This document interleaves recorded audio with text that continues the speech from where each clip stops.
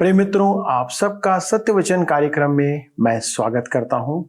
आप सबके कॉल्स और मिस कॉल प्रकट करते हैं कि आप तक हमारे कार्यक्रम पहुंच रहे हैं और आप आशीषित हो रहे हैं। जो भी ज्ञान इस कार्यक्रम के द्वारा आप प्राप्त करते हैं, उन्हें हमारे साथ जरूर साझा करें। हम आपके साथ मिलकर परमेश्वर को धन्यवाद देना चाहते हैं और आपकी गवाहियां अन्यों के लिए प्रोत्साहन का विषय हो, इसलिए हम उन्हें लोगों के साथ साझा करना चाहते हैं। आप जो समय परमेश्वर के वचन को सीखने में दे रहे हैं, वह परमेश्वर की दृष्टि में एक बहुमूल्य बात है। भजनकार भजन संहिता 128 अध्याय के पहले पद में कहता है, क्या ही धन्य है हर एक जो यहोवा का भय मानता और उसके मार्गों पर चलता है। आपका इस कार्यक्रम में होना इस बात को प्रकट करता है कि आप उसका अर्थात परमेश्वर का भय मानते हैं, आप भक्ति करते हैं और उसके मार्गों पर चलने का प्रयास कर रहे हैं। इसके आगे भजनकार दूसरे पद में आप सबके इस कार्य के लिए कहता है कि तू अपनी कमाई को निश्चय खाने पाएगा, तू धन्य होगा और तेरा भला होगा। दोस्तों, यह कितनी शांति देने वाली बात है। आज के अध्ययन में हम ऐसी और भी शांति प्रदान करने वाली बातों पर चर्चा करेंगे। सत्य वचन में हम परमेश्वर की सच्चाई को जानने का प्रयत्न कर रहे हैं। जब हम सत्य को एक के बाद एक समझते जाएंगे तो हमें बुरे कामों से फिरने और उसकी महिमा करने में कोई असुविधा नहीं होगी। परमेश्वर का वचन हमें एक नया जीवन प्रदान करेगा। मृत्यु से हम सब डरते हैं, कोई नहीं चाहता कि उसकी मृत्यु हो, लेकिन ये जीवन की एक सच्चाई है कि एक दिन हम सब मरेंगे। विज्ञान अब तक इसके रहस्य को समझ नहीं पाया है और न समझ सकता है। बाइबल प्रकट करती है कि पाप की मजदूरी मृत्यु है, अर्थात पाप ने मृत्यु को जन्म दिया। दूसरे शब्दों में यदि हम कहें तो बाइबल बताती है कि आदम के पाप के बाद मनुष्य ने अपने मूल स्वरूप को खो दिया। अब प्रश्न यह उठता है कि क्या मनुष्य को पूर्व अवस्था में पुनः लाया जा सकता है? यूहन्ना के 11वें अध्याय में हम अध्ययन करते हुए मानव जीवन के अनसुलझे सवालों का जवाब प्राप्त करने पाएंगे। इसलिए आप इस अध्ययन में बने रहें ताकि परमेश्वर के वचन की इस सच्चाई को जान सकें और परमेश्वर की महिमा आपके जीवन से होने पाए। आइए अपने मनों को तैयार करें। आगे हम देखते हैं बैतनिया में लाजर को पुनर्जीवित करना। उचित होगा कि हम पहले यूहन्ना का दृष्टिकोण समझ लें। सुसमाचार वृतांत के प्रथम 10 अध्यायों में यीशु अपने आप को अधिकाधिक बढ़ते हुए परिक्षेत्रों में प्रकट करता जा रहा है। उसने काना नगर में विवाह उत्सव से अपनी सेवा आरंभ की। वहां उसके शिष्य थे और अतिथि भी थे। लिखा है कि उसके शिष्यों ने उस पर विश्वास किया। झोपड़ियों के पर्व में और स्थापना पर्व में उसने संपूर्ण इस्राएल जाति के समक्ष अपने आप को प्रकट किया, परंतु उन्होंने उसे स्वीकार नहीं किया। यूहन्ना रचित सुसमाचार 5 अध्याय उसके 16 पद में उन्होंने उसके चमत्कारों को भी स्वीकारा नहीं। यूहन्ना रचित सुसमाचार 8 अध्याय उसके 58 और 59 पद में उसकी बात भी नहीं मानी और उसे मारने को पत्थर उठाए। यूहन्ना रचित सुसमाचार 10 अध्याय उसके 30 और 31 पद में स्पष्ट करने के उपरांत भी उन्होंने उसे इस निंदा का दोषी ठहराकर उसका इनकार किया। मित्रों, यह अध्याय स्थापना पर्व और फसह के मध्य का समय है, जब वह सार्वजनिक सेवा से निवृत्त होकर वैयक्तिक सेवा में है। यह समय दिसंबर माह और अप्रैल के मध्य का समय है। यूहन्ना रचित सुसमाचार पढ़ना पहाड़ पर चढ़ने जैसा है। प्रत्येक अध्याय हमें एक चरण ऊपर ले चलता है।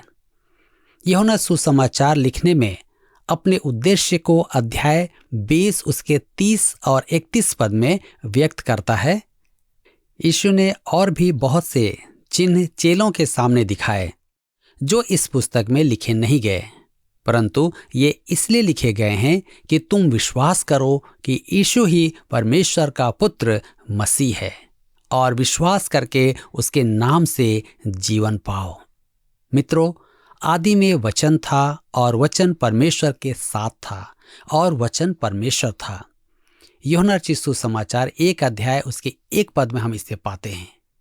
और वचन देहधारी हुआ और हमारे बीच डेरा किया। जब वह हमारे मध्य देह में होकर विचरण करता था, तब उसने चमत्कार किए, उपमाओं द्वारा संदेश दिया और उपदेश दिए। धर्म कोई भी हो, मृत्यु रहस्य ही है, जीवन भी रहस्य है, परंतु मृत्यु और पुनरुत्थान के बिना उसका कोई भी अर्थ नहीं। किसी भी धर्म के लिए प्रश्न यह उठता है कि क्या उसमें मृत्यु पर जय मार्ग है। अतः यीशु के लिए भी यही प्रश्न है कि क्या यीशु मृतकों को जीवित कर सकता है। आज का विचार है कि धर्म व्यवहारिक शिक्षाओं तक ही सीमित ना हो। मैं भी यही चाहता हूं, परंतु मैं इसके साथ आशा भी चाहता हूं। हमें अनेक लाभ, इस धर्म में अनंत जीवन, क्योंकि अनंत काल की तुलना में जीवन काल लगभग नगण्य है। किसी धर्म में न तो मरने के बाद जी उठना है और न ही मृत्यु के बाद अनंत जीवन है। मसीही विश्वास की आशा है पुनरुत्थान। इस सुसमाचार में मृतकों को जिलाने की 3 घटनाएं हैं। एक बालिका, एक युवक और लाजर, एक वरिष्ठ नागरिक जो 4 दिन पूर्व कब्र में रखा जा चुका है। ये तीनों अलग अलग आयु वर्ग से थे। यहाँ ध्यान दें कि यह उनको मृत्यु से जीवन में लाना था, पुनरुत्थान नहीं था। पुनरुत्थान की व्याख्या पौलुस पहला कुरिन्थियों की पत्री 15 अध्याय उसके 42 से 44 पद में देता है। मुर्दों का जी उठना भी ऐसा ही है। शरीर नाशवान दशा में बोया जाता है और अविनाशी रूप में जी उठता है। स्वाभाविक देह है तो आत्मिक देह भी है। इन पुनर्जीवित मनुष्य की देह आत्मिक नहीं थी, वे मर गए थे। पहला कुरिन्थियों की पत्री 15 अध्याय उसके 23 पद में पौलुस लिखता है, पहला फल मसीह, उसके आने के बाद उसके लोग, तब अंत होगा। मसीह अब तक का सर्वप्रथम पुनरुत्थान है। यीशु ने सब चमत्कारों में अलग अलग विधियां काम में लीं, परंतु मृतकों को जिलाने में उसने एक ही विधि काम में ली। उन्हें पुकारा और मृतक भी उसकी वाणी अर्थात आवाज सुनते हैं। जब वह हमें लेने आएगा तब वह हर एक का नाम पुकारेगा। मेरे प्रियो, यह क्या ही अद्भुत दृश्य होगा कि हम फिर से जीवित किए जाएंगे। वह हमें जीवित करने की सामर्थ्य रखता है। आज भी वह हमें हमारे मृतक समान जीवन में अनंत जीवन देता है। आइए हम पढ़ें यूहन्ना रचित सुसमाचार 11 अध्याय उसके 1 और 2 पद। लिखा है, मरियम और उसकी बहन मार्था के गांव बैतनिय्याह का लाजर नामक एक मनुष्य बीमार था। यह वही मरियम थी जिसने प्रभु पर इत्र डालकर उसके पांवों को अपने बालों से पोंछा था। इसी का भाई लाजर बीमार था। बैतनिय्याह मरियम का निवास स्थान था। सुसमाचार में लिखे जाने के समय सन 90 तक मरियम के बारे में सभी जान गए थे कि उसने मसीह के पांव में इत्र डाला था। उसकी सुगंध तो आज भी संसार में व्याप्त है। यीशु ने कहा था कि उसकी भक्ति संपूर्ण संसार में जहां भी सुसमाचार प्रचार होगा जानी जाएगी। मेरे विचार में प्रख्यात मसीही अगुओं की अपेक्षा उन दीन मनुष्यों का स्वर्ग में अधिक नाम होगा जिनकी भक्ति मरियम की नाई है। यही मार्था का घर था। यीशु वहां आता रहता था। यह वही मार्था है जो यीशु से मरियम की शिकायत कर रही थी कि वह घर के कामों में हाथ बांटने की अपेक्षा यीशु के पास बैठी थी। यीशु ने उससे कहा, सांसारिक बातों की अपेक्षा परमेश्वर का वचन अधिक महत्वपूर्ण है। मैं अपनी पत्नी या माँ से बढ़कर किसी अन्य बॉस की नहीं जानता। वह पूरे घर की स्वामिन होती है, बड़े से बड़ा पालन करता है। यही एक मसीह महिला की बुलाहट है। स्त्री चाहे घर में काम करे या बाहर, वह हर स्थान में मसीह की सेवा कर सकती है। स्त्रियां महिला सभाओं में और बच्चों में बाइबल अध्ययन भी करवाती हैं। पवित्र आत्मा अलग अलग वरदान हम सबको देता है।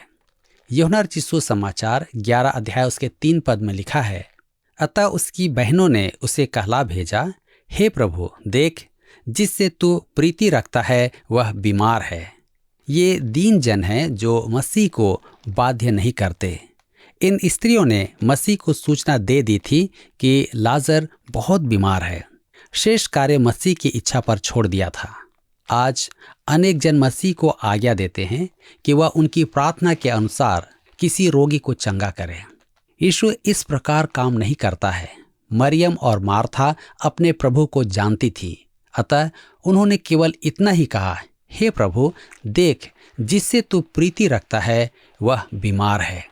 यीशु लाजर से प्रेम करता था। गलातियों की पत्री 2 अध्याय उसके 20 पद में पौलुस कहता है कि प्रभु उससे प्रेम करता है। यूहन्ना अपने आप को यीशु का प्रिय शिष्य कहता है। पतरस ने भी यही कहा कि यीशु हमसे प्रेम रखता है। वह आपसे भी प्रेम करता है, वह मुझसे भी प्रेम करता है। जो भी परमेश्वर की संतान है उससे यीशु प्रेम रखता है। यूहन्ना 11 अध्याय उसके 4 पद में लिखा है, यह सुनकर यीशु ने कहा, यह बीमारी मृत्यु की नहीं परंतु परमेश्वर की महिमा के लिए है, कि उसके द्वारा परमेश्वर के पुत्र की महिमा हो। यीशु उस समय बैतनिय्याह में नहीं था। कुछ लोगों का कहना है कि विश्वासियों को बीमार नहीं होना चाहिए। क्या रोग परमेश्वर की इच्छा से आते हैं? मेरे विचार में लाजर को यहाँ होना था कि हमें इस प्रश्न का उत्तर दे। रोग का अर्थ यह नहीं कि परमेश्वर आपसे प्रेम नहीं करता है। सबोपदेशक की पुस्तक 9 अध्याय के 1 पद में लिखा है, यह सब कुछ मैंने मन लगाकर विचारा कि इन सब बातों का भेद पाऊं कि किस प्रकार धर्मी और बुद्धिमान लोग और उनके काम परमेश्वर के हाथ में हैं। मनुष्य के आगे सब प्रकार की बातें हैं, परंतु वह नहीं जानता कि वह प्रेम है या बैर। इसका अर्थ यह है कि परिस्थितियां किसी मनुष्य के लिए परमेश्वर के प्रेम की निर्णायक नहीं हैं। पौलुस पहला कुरिन्थियों की पत्री 4 अध्याय उसके 5 पद में कहता है कि प्रभु के आने तक न्याय मत करो, क्योंकि वही छिपी हुई बातें प्रकट करेगा। आइए हम आगे पढ़ेंगे यूहन्ना रचित सुसमाचार 11 अध्याय उसके 5 और 6 पद में। और यीशु मार्था और उसकी बहन और लाजर से प्रेम रखता था। फिर भी जब उसने सुना कि वह बीमार है, तो जिस स्थान पर वह था वहां 2 दिन और ठहर गया। ध्यान दीजिए, आप बीमार हों या स्वस्थ, वह आपसे सदा प्रेम करता है। आप उसे प्रेम करने से रोक नहीं सकते। आप कहेंगे कि वह परेशानियां क्यों आने देता है। यह तो मैं नहीं जानता, पर यह निश्चय जानता हूं कि वह आपसे प्रेम करता है। आप उसमें विश्वास करें या ना करें, वह आपसे प्रेम करता है। आप सूर्य को चमकने से नहीं रोक सकते, परंतु आप उसके प्रकाश से अंधकार में जा सकते हैं या छिप सकते हैं। आप छतरी लगाकर धूप रोक सकते हैं।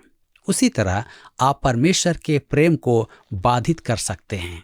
इसी प्रेम के कारण हम उसके सामने अपनी समस्याओं को रखने का साहस कर सकते हैं। इसका अर्थ यह नहीं कि आप उसे आज्ञा दें। परेशानियां हमारे विश्वास की परख हैं। वे हमें प्रार्थना में घुटनों पर लाती हैं। मूसा जंगल में परेशानियों के समय परमेश्वर को पुकारता था। हिजकिय्याह ने अश्शूरों का धमकी भरा पत्र परमेश्वर के सामने रखा था। मेरे मित्रों, हमें परमेश्वर पर भरोसा रखना सीखना है। चाहे हम मौत की घाटी से जा रहे हों, वह हमें भरोसा रखना सिखाता है। हमें अपने आंसुओं, दुख और कठिनाइयों के परे देखना है कि हर परिस्थितियों में उसका कोई उद्देश्य है। रोग मृत्यु के लिए नहीं होते हैं, वे वास्तव में परमेश्वर की महिमा प्रकट करने के लिए होते हैं। सब कुछ परमेश्वर की महिमा के लिए होता है। उसकी अनुमति के बिना कुछ नहीं होता है। जो कुछ भी होता है वह उसकी महिमा प्रकट करने के लिए ही होता है। हम मार्था के साथ कठोरता से पेश आते हैं, परंतु प्रभु उससे प्रेम करता था। चाहे वह अन्य कामों में व्यस्त रहती थी। वह आज भी आपसे प्रेम करता है। ऐसा लगता है कि यीशु ने लाजर पर ध्यान नहीं दिया, इसलिए वह मर गया। इसमें हमारे लिए यह शिक्षा है कि यीशु मानवीय भावनाओं के वश में नहीं था, अन्यथा वह तुरंत बैतनिय्याह जाता। वह परमेश्वर की इच्छा पूरी करता था। मेरे मित्रों, वह हमारे प्रियजनों को मरने देता है क्योंकि उसमें उसका उद्देश्य छिपा रहता है। उसके मार्ग सिद्ध हैं। यीशु मन की भावनाओं के आधार पर कार्य नहीं करता है क्योंकि उससे लोग बिगड़ जाते हैं। जैसे माता पिता का भावना प्रवण प्रेम बच्चों को बिगाड़ देता है। उसका प्रेम मनुष्यों के लिए और परमेश्वर की महिमा के लिए लाभकारी है। यूहन्ना 11 अध्याय उसके 7 पद में हम पढ़ते हैं, इसके बाद उसने चेलों से कहा, आओ हम फिर यहूदिया को चलें। यीशु पहले वहां था और उसकी जान को भय उत्पन्न हो गया था। वह फिर उसी स्थान में जा रहा है और कहता है, आओ हम यहूदिया को चलें। आगे हम पढ़ते हैं यूहन्ना 11 उसके 9 और 10 पद में, यीशु ने उत्तर दिया, क्या दिन के 12 घंटे नहीं होते? यदि कोई दिन में चले तो ठोकर नहीं खाता, क्योंकि इस जगत का उजाला देखता है, परंतु यदि कोई रात में चले तो ठोकर खाता है, क्योंकि उसमें प्रकाश नहीं। परमेश्वर ने अपने पुत्र को काम दिया है तो कोई भय उसे नहीं रोक सकता। यह एक महत्वपूर्ण सिद्धांत है। परमेश्वर ने हम सबको काम दिया है, आप उसे कल पर नहीं डाल सकते हैं। परमेश्वर का धन्यवाद हो कि आपका काम पूरा होने तक आप न तो मनुष्य से और न ही शैतान से हानि उठाएंगे। आपके जीवन में परमेश्वर के उद्देश्य को कोई बाधित नहीं कर सकता, परंतु यदि आप यीशु से अलग हो गए तो संकट उमड़ आएगा। यीशु के साथ भय के समय में भी आपका बाल बांका नहीं होगा। यदि आप जगत की ज्योति यीशु को त्याग कर अंधकार में चलेंगे तो निश्चय ही आप ठोकर खाएंगे। यदि मार्था के घर में अंधकार के समय ज्योति चमकनी थी तो यीशु का वहां जाना आवश्यक था। वह आज भी आपके जीवन में, आपके घर में ज्योति चमकते हुए देखना चाहता है। यूहन्ना 11 अध्याय उसके 11 पद से 15 पद में पढ़ते हैं, उसने ये बातें कहीं और इसके बाद उनसे कहने लगा, हमारा मित्र लाजर सो गया है, परंतु मैं उसे जगाने जाता हूं। तब चेलों ने उससे कहा, हे प्रभु, यदि वह सो गया है तो स्वस्थ हो जाएगा। यीशु ने तो उसकी मृत्यु के विषय में कहा था, परंतु वे समझे कि उसने नींद से सो जाने के विषय में कहा। तब यीशु ने उनसे साफ साफ कह दिया, लाजर मर गया है और मैं तुम्हारे कारण आनंदित हूं कि मैं वहां ना था, जिससे तुम विश्वास करो, परंतु अब आओ हम उसके पास चलें। शिष्य समझ नहीं पाए कि यीशु ने क्यों कहा कि लाजर सोता है। आज भी लोगों में इसकी समझ नहीं है। विश्वासी की देह कब्र में सोती है और आत्मा परमेश्वर के पास चली जाती है। दूसरा कुरिन्थियों की पत्री 5 अध्याय उसके 8 पद में लिखा है कि विश्वासी देह में अनुपस्थित होता है तो प्रभु के साथ उपस्थित रहता है, शरीर पुनरुत्थान तक सोता रहेगा। मृत्यु परिश्रम से विश्राम है। यह वह समय है जब पुनरुत्थान के दिन की तैयारी की जाती है। विश्वासी की मृत्यु के लिए सोना शब्द अत्यधिक सुहाना है। एक दिन मसीह यीशु फिर से आएगा और हम मृत्यु की नींद से जागेंगे। पुनरुत्थान जिस यूनानी शब्द का अनुवाद है, उसका मूल अर्थ है खड़ा होना। कुछ विद्वानों का कहना है कि पुनरुत्थान आत्मिक है, शारीरिक नहीं। उनके लिए C.S. लुइस का उपहासपूर्ण प्रश्न है, यदि आत्मा खड़ी होगी तो उसका विन्यास क्या होगा? पुनरुत्थान शरीर का होगा, शरीर खड़ा होगा। आत्मा न तो मरती है और न ही सोती है। मृत्यु एक सच्चाई है तो पुनरुत्थान भी सच्चाई है। मृत्यु के विषय वैज्ञानिक भी हताश हैं। मृत्यु का अंत होता है तो यीशु का आरंभ होता है। पुनरुत्थान भी एक सच्चाई है। यूहन्ना रचित सुसमाचार 11 अध्याय उसके 16 पद में लिखा है, तब थोमा ने, जो दिदुमुस कहलाता है, अपने साथी चेलों से कहा, आओ हम भी उसके साथ मरने को चलें। वह सोच रहा था कि उसे उसके प्रभु के साथ मरने का सौभाग्य प्राप्त होगा। प्रभु का धन्यवाद हो कि उसके मन में यह कामना थी। मेरे विचार में थोमा ईमानदारी से कह रहा था, जैसे पतरस ने कहा था। आइए हम यूहन्ना 11 उसके 17 से 19 पद को पढ़ें। वहां पहुंचने पर यीशु को यह मालूम हुआ कि लाजर को कब्र में रखे 4 दिन हो चुके हैं। बैतनिय्याह यरूशलेम के समीप कोई 2 मील की दूरी पर था और बहुत से यहूदी मार्था और मरियम के पास उनके भाई की मृत्यु पर शांति देने के लिए आए थे। यरूशलेम के सुनहरे द्वार से बैतनिय्याह की दूरी लगभग 3 किलोमीटर की है। यरूशलेम से अनेक यहूदी वहां चलकर आए कि मरियम और मार्था को सांत्वना दें। इसका अर्थ यह है कि लाजर का परिवार वहां प्रतिष्ठित परिवार था और यरूशलेम में भी जाना जाता था।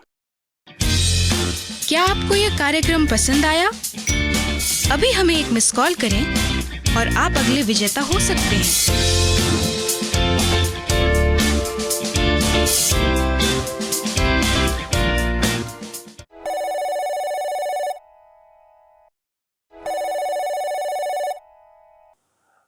मित्रों, ये जानना कितनी सुखद बात है कि हर प्रकार के रोग, दुख और बीमारियां पाप के कारण नहीं है।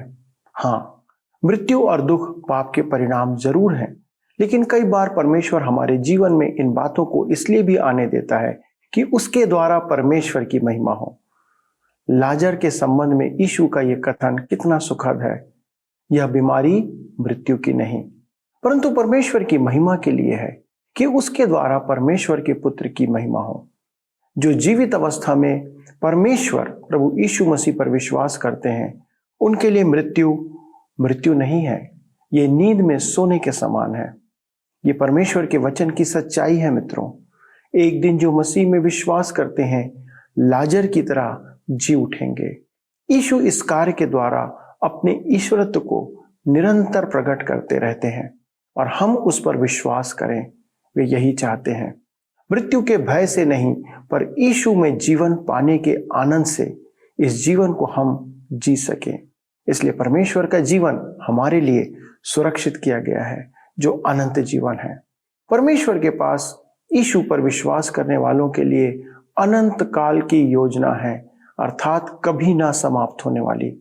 हम मृत्यु और जीवन से जुड़े इस विषय पर अगले कार्यक्रम में और भी ज्यादा गहराई से मनन करेंगे। परमेश्वर की अद्भुत योजना को जानकर आप जीवन को कभी अधूरा नहीं समझने पाएंगे। परमेश्वर के पास हमारे लिए एक महानतम योजना है। तो आप इस अध्ययन में आगे भी बने रहें ताकि आप इस बात को भली भांति जान लें। परमेश्वर आप सबको बहुतायत से आशीष प्रदान करें। आइए हम प्रार्थना करें। पिता परमेश्वर, हम धन्यवाद देते हैं कि आपने मनुष्य को न केवल अपने स्वरूप में सिरजा, परंतु उसके पाप में पड़ने के बाद आपने मनुष्य के लिए एक अद्भुत योजना तैयार किया कि प्रभु यीशु के द्वारा से हरेक मनुष्य पापों से क्षमा प्राप्त कर आपके साथ मेल करने पाए। पिता, हमारी प्रार्थना है कि हमारे इस जीवन को अपने सन्मुख ग्रहण करें। पिता, हमारी प्रार्थना है कि हमारे सारे दर्शक जिन्होंने इस बात पर आज विश्वास किया है, जो आपकी ओर अपनी नजरों को लगाते हैं, पिता आप उनके उस समर्पण को ग्रहण करें कि प्रभु परमेश्वर हमारे लिए जो वचन आपने रखे हैं वो हमारे जीवन में चरितार्थ हों, वो सत्य साबित हों और हम अपने प्रेम को, अपने समर्पण को प्रभु यीशु के द्वारा आपके लिए प्रकट करने पाए। हमारे सारे दर्शकों को पिता आपके पवित्र और सामर्थी हाथों में रख देते हैं और विनती करते प्रभु जी कि उनके जीवन में प्रभु ऐसी चंगाई को आप प्रदान करें कि वे इन दुखों से ऊपर उठकर आपकी महिमा को प्रकट करें। आदर और महिमा आपको देते हुए पिता विनती यीशु के नाम से मांगते हैं, आमीन। दोस्तों, अगले प्रसारण में आपसे फिर मुलाकात होगी। तब तक आप परमेश्वर के साथ चलते रहें और हमें फोन करना और SMS करना ना भूलें। प्रभु आपको आशीष दे।